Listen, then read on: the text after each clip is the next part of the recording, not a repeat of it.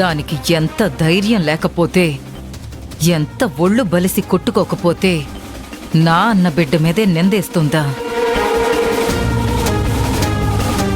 ఈ ఇంటికి కాబోయే అల్లుడి పైన మాట తూలుతుందా? దాన్ని వదిలిపెట్టేదే లేదు. పెద్దమ్మగారు పిలిచారంట.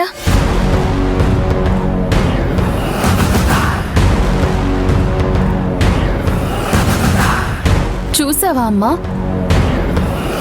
చెయ్యకూడని పనులు చేస్తూ జారకూడని విధంగా నోరు జారుతూ ఇంకా ఎంత ధైర్యంగా నీ ముందుకొచ్చి నించుందో.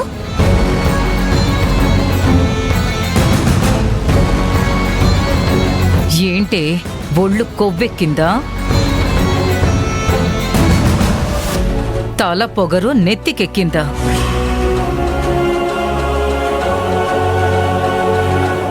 నాలుక నాగుపాములా తైతక్కలాడుతుందా? ఎవరి మీద ఏం ఆరోపణలు చేస్తున్నావో, ఎవరి మీద ఎలాంటి నిందలు వేస్తున్నావో నీకు అర్థమవుతుందా?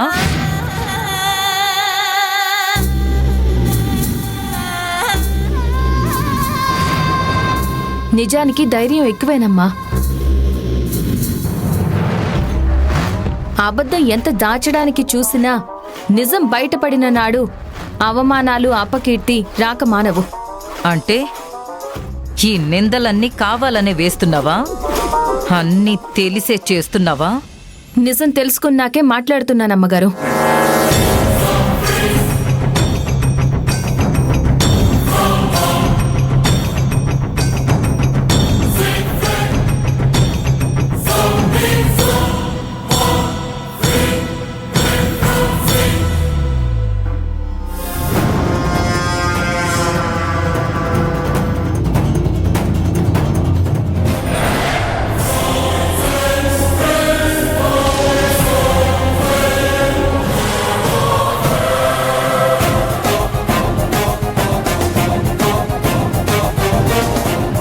ఈ ఉంగరాన్ని చూడండి, ఎక్కడో చూసినట్టుగా ఉందా మీకు?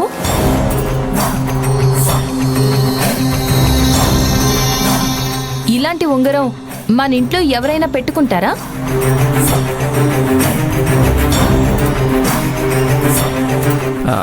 ఆ ఉంగరం కనీసం రోల్డ్ గోల్డ్ కూడా కాదు కదా నీలవేణి, వెండి ఉంగరం. అలాంటిది కనీసం నేను కూడా పెట్టుకోను. మరి ఈ ఉంగరం మన ఇంట్లో ఎవరి చేతికైనా ఉండడం మీరు చూసారా?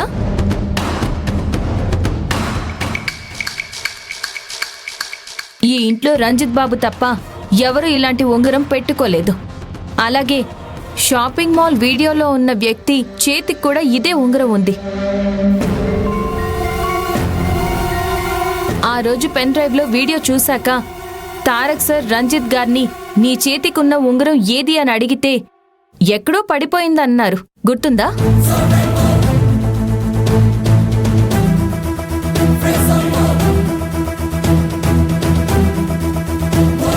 అది పడిపోలేదు. ఆయనే అప్పుడు దొరికిపోతారేమో అని పడేశారు. అదే ఈ ఉంగరం, నాకు పూల కుండీలో దొరికిన ఉంగరం.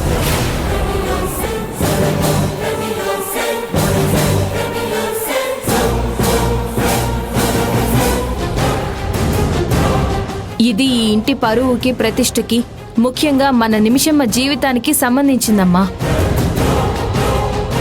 అందుకే ఇంతలా చెప్తున్నాను. ఒక్కసారి మీరే ఆలోచించి చూడండి, మీకే తెలుస్తుంది.